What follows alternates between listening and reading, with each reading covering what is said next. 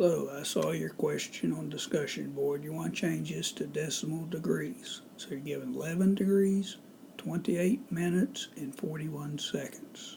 You know, the quotes for seconds, the apostrophe minutes, and the circles for degrees. So we know 60 degrees is equal, 60 seconds equals 1 minute, or we could say 1 second is a 60th of a minute.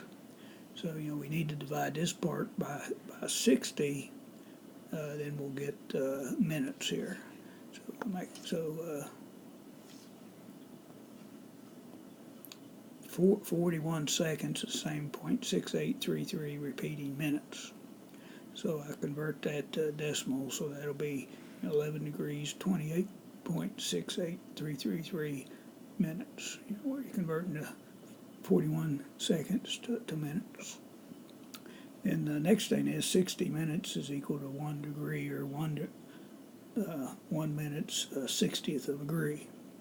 So we want to convert this part to degrees. So we just got to take this part here and divide it by 60, and that'll give us degrees. So I'll put that in the calculator, get 0.47805. And they want us to round 4 places, so that would round to 1. So this would be equal to 11.4781 degrees. Hope that helps.